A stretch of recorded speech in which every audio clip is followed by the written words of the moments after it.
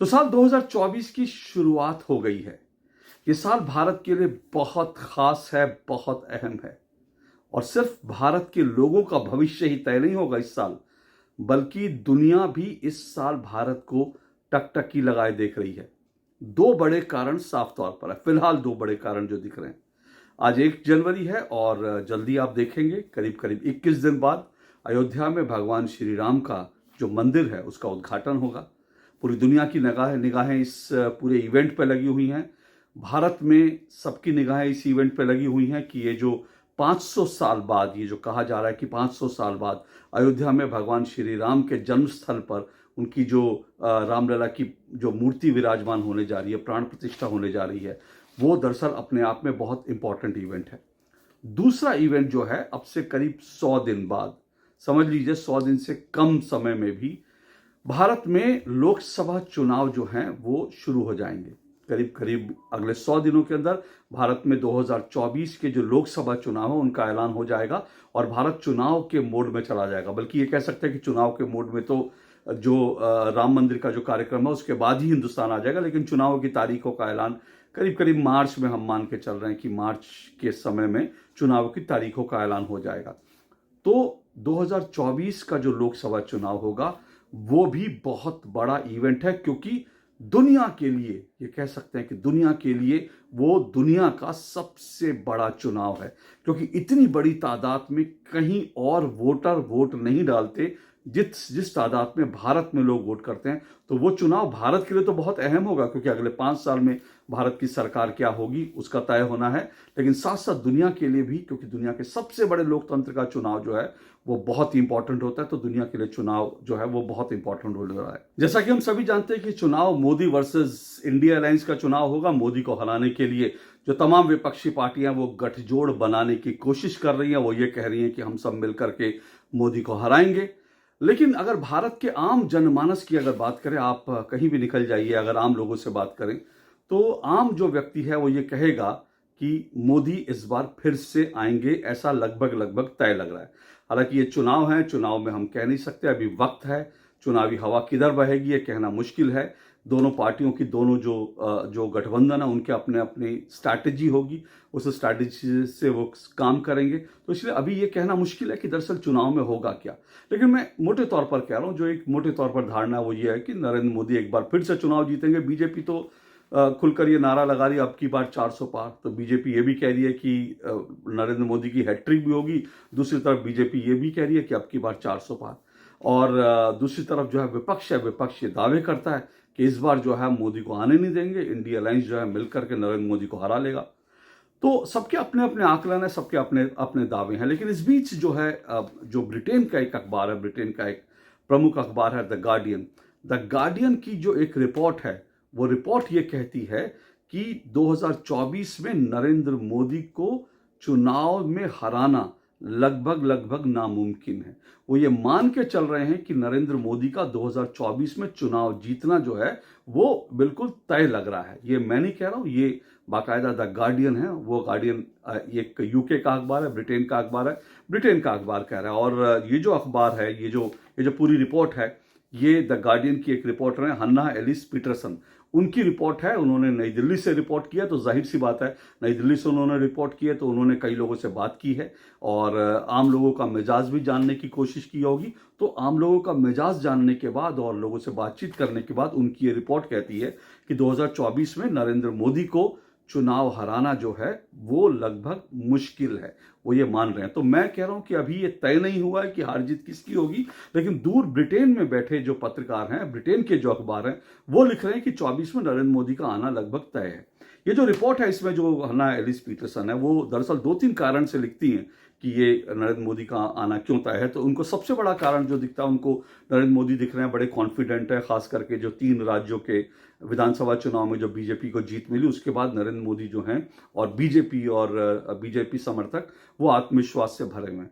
इसमें तो कोई दो राय नहीं कि ये जो जीत मिली, जो 3 राज्यों की जीत थी, ये बीजेपी के लिए बहुत बड़ी जीत है। हम सब जानते हैं, इसके मुझे रिपीट करने की जरूरत नहीं। लेकिन आप सभी जानते हैं राजस्थान में क्योंकि कांग्रेस की सरकार थी, वहां पर बीजेपी का आना लगभग तय लग रहा था। लेकिन बाकी जो 2 राज्य हैं, चाहे वो मध्य प्रदेश हो या फिर वो छत्तीसगढ़ हो, उन दोनों राज्यों में बीजेपी का आना लगभग लगभग मुश्किल था। लोग ये प्रिडिक्शन कर रहे थे कि इन दोनों राज्यों में बीजेपी हारेगी, लेकिन उसके बावजूद बीजेपी जीती और बीजेपी नरेंद्र मोदी के नाम पर जीती है, इस बात को मत भूलिए। तो ये जो हन्ना एलिस पीटरसन है, ये अपनी रिपोर्ट में लिख रही है कि नरेंद्र मोदी के नाम पर ये चुनाव लड़ा गया था और नरेंद्र मोदी की जो लोकप्रियता है और उसके कारण ये चुनाव बीजेपी जीत गई और उसके बाद बीजेपी आत्मविश्वास से भरी है। तो एक कारण वो ये लिखती हैं। तो दूसरा कारण उनको लगता है कि अयोध्या में जब राम मंदिर बनेगा उसके बाद जो है एक देश में जो राष्ट्रवाद और हिंदुत्व की जो लहर चलेगी, उसके कारण नरेंद्र मोदी की जीत उनको लग रहा है कि वो लगभग लगभग तय है। तीसरी बड़ा कारण वो नरेंद्र मोदी की लोकप्रियता। तो नरेंद्र मोदी की लोकप्रियता को तो खैर सभी मानते हैं, न सिर्फ भारत में बल्कि दुनिया भर में नरेंद्र मोदी लोकप्रिय है, इसमें तो कोई दो राय नहीं। तो ये तीन बड़े कारण वो देती है और उसके बाद उनको लगता है कि ये बीजेपी को हराना मुश्किल है। लेकिन ये जो पश्चिम का पूरा मीडिया है ना, ये पश्चिम का मीडिया भारत को किस तरह से देखता है इसको भी समझने की जरूरत है। ये पश्चिम का मीडिया भारत को हे दृष्टि से देखता है। इनको लगता है कि भारत तो इनका गुलाम रहा था, तो हम कैसे जो हैं एक अच्छे देश हो सकते हैं, हम कैसे डेमोक्रेसी में बिलीव करने वाले देश हो सकते हैं, हम कैसे जो हैं सेकुलर कंट्री हो सकते हैं, हम कैसे अक्लमंद हो सकते हैं। ये ब्रिटेन में जो पूरा वामपंथी है, ब्रिटेन और अमेरिका में और बाकी दुनिया में भी जो हैं वो ऐसा सोचते हैं।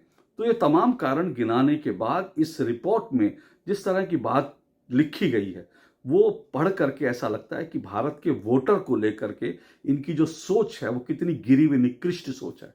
कि भारत के जो वोटर है उसको ये समझते हैं कि वो भारत का वोटर जो है वो बेवकूफ़ है, वो भावुक है, वो जो है कम्युनल है। इस तरह की सोच ये लोग रखते हैं, क्योंकि ये जो कारण दे रहे हैं ना, कह रहे हैं कि भाई दरअसल जो है राष्ट्रवाद और हिंदुत्व का मुद्दा चलेगा और बीजेपी जो है लोगों को डिवाइड करने की पॉलिसी पे जो है चलेगी और उसके बाद हिंदू मुस्लिम डिवाइड हो जाएगा और ख़ास करके उत्तर भारत में जो है बीजेपी को हिंदू मुस्लिम डिवाइड के कारण जो है बीजेपी की जीत के बड़े चांसेस हैं।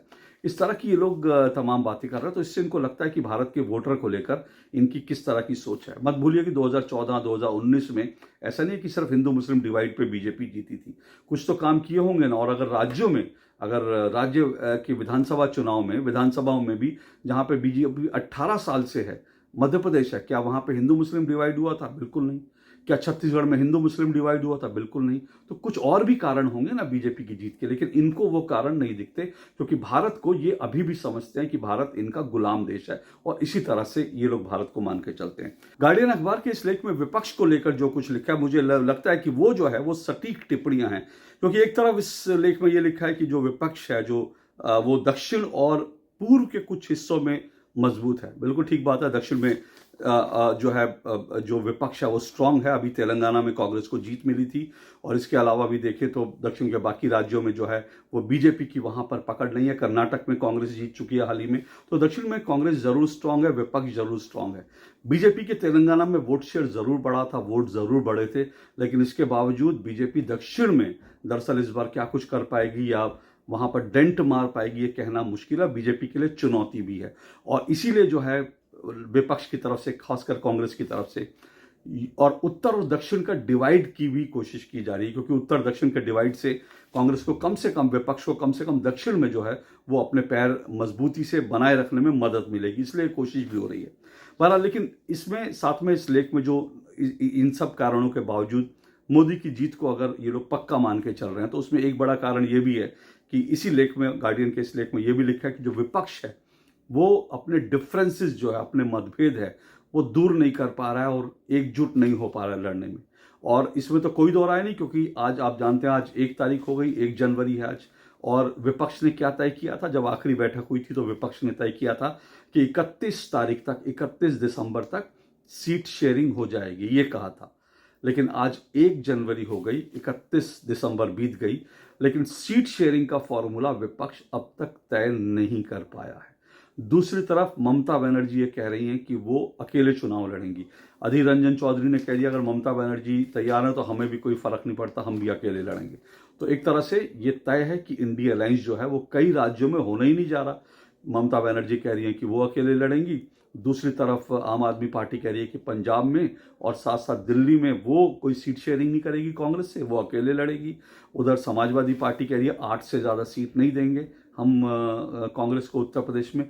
और इधर की अगर मैं बात करूं, इधर अगर बिहार की बात करूं, जहां पर थोड़ा सा जो है ये गठबंधन बना हुआ है, गठबंधन मजबूत थोड़ा दिखता है वहां पर जो है गठबंधन के अंदर दरारें पड़ने लगी हैं। जेडीयू और साथ साथ उसके बाद आरजेडी और कांग्रेस में क्या कुछ चल रहा है वो छुपा नहीं है। जेडीयू की इंटरनल पॉलिटिक्स क्या है, जेडीयू में इंटरनल किस तरह से फूट पड़ी हुई है आप देख रहे हैं।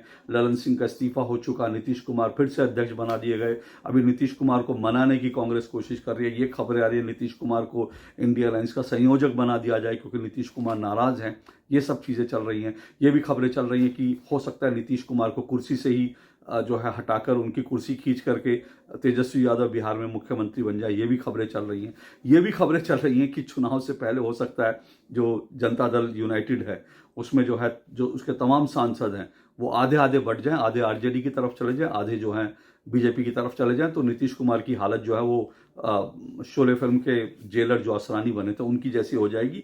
आधे इधर गए आधे इधर गए, बाकी उनके पीछे कोई नहीं दिखेगा। तो ऐसा भी हो सकता है, इस तरह की भी अटकलबाजियां चल रही हैं।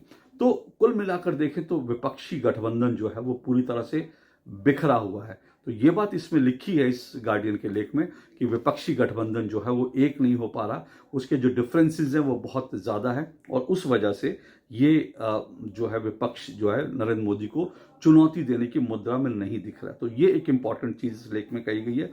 लेकिन मैं फिर कह रहा हूँ इस लेख में कुल मिलाकर जो है जिस तरह की जो भारत को लेकर जो जहर उगला गया है वो आपको मतलब ये लोग उस वो जो जहर है उसको देखकर ये लग रहा है कि अगर नरेंद्र मोदी जीत रहे हैं तीसरी बार तो ये लोग इन लोगों को बर्दाश्त नहीं हो रहा। ये लोग हिंदुत्व राष्ट्रवाद की बात कर रहे हैं कि हिंदुत्व के कारण राष्ट्रवाद के कारण जो है बीजेपी जीत रही है। और ये भी लिख रहे हैं इसमें ये भी कहा जा रहा है कि अगर तीसरी बार नरेंद्र मोदी आ गए तो जो है मुस्लिम्स के लिए और मुश्किलें बढ़ जाएंगी। इस तरह की बातें भी इस लेख में लिखी जा रही है। तो कुल मिलाकर ये नरेंद्र मोदी को जीतता हुआ देख रहे हैं, बता रहे हैं जैसा ग्राउंड पर दिख रहा है। लेकिन नरेंद्र मोदी जीतते हैं तो भारत के खिलाफ जहर भी उगल रहे हैं, जो मुझे लगता है भारत के मतदाताओं की जो है उनकी परिपक्वता पर ये लोग जो है इस तरह की छीटाकशी जो है मुझे लगता है गलत है। इस तरह की छीटाकशी कांग्रेस वाली मानसिकता ही है जो कह रहे हैं कि कांग्रेस के नेता कह देते हैं कि भाई अभी मोदी को वोट देने वाले राक्षस हैं, इस तरह की जो बात हुई। तो मुझे लगता है ये मानसिकता बिल्कुल गलत है। इस मानसिकता के खिलाफ जरूर बोलना चाहिए। लेकिन अगर ब्रिटिश अखबार को, ब्रिटिश पत्रकारों को भारत में आने के बाद और तमाम चीज़ों का आकलन करने के बाद ये लग रहा है कि नरेंद्र मोदी को 24 में हरा पाना असंभव है, तो ये डेवलपमेंट जो है चुनावों में जो है इंटरेस्टिंग हो सकती है। हालांकि देखिए मैं कह रहा हूँ, ये ब्रिटिश अखबार कह रहे हैं, लेकिन मेरा ये मानना है कि चुनाव अभी जो है वो 3 महीने करीब बाकी हैं। इन 3 महीने में राजनीतिक डेवलपमेंट क्या होंगे इसको लेकर के बड़ा इंटरेस्टिंग हमको इंतज़ार करना पड़ेगा और वो इंटरेस्टिंग डेवलपमेंट होंगे। लेकिन आज की तारीख में इसमें कोई दो राय नहीं कि नरेंद्र मोदी लगातार तीसरी बार जो है वो केंद्र में सरकार बनाते हुए दिख रहे हैं और प्रधानमंत्री के पद पर हैट्रिक लगाकर वो पहुंचते दिख रहे हैं। और जब तीसरी बार नरेंद्र मोदी पहुंचेंगे सत्ता में, प्रधानमंत्री बनेंगे, तो मैं गार्डियन अखबार की जैसे बात नहीं करता कि हिंदू मुस्लिम जो है मुसलमानों का रहना मुश्किल हो जाएगा ये वो, लेकिन कुछ बड़े डेवलपमेंट भारत के लिए होंगे क्योंकि नरेंद्र मोदी अब तक 2 उनके जो बड़े वादे थे, जम्मू कश्मीर का, राम मंदिर का, वो पूरा हो गया है। कानूनों में जो है इंडियन पीनल कोड जो भारतीय न्याय संहिता उसमें परिवर्तन का कानून जो है वो बन चुका है। तो अब जो नरेंद्र मोदी के अगले टास्क होंगे वो बड़े इंटरेस्टिंग होने वाले हैं और बड़े ऐतिहासिक होने वाले हैं। वो क्या हो सकते हैं उस पर मैं किसी और दिन चर्चा करूंगा। लेकिन आज की तारीख में गार्डियन का जो लेख है वो आपको 24 में भारत में क्या होने वाला है, 24 के चुनाव में क्या होने वाला है, उसका एक संकेत जरूर है। उसकी आहट जो है आपको जरूर सुनाई दे रही है इस लेख में। आज के लिए इतना ही। नमस्कार।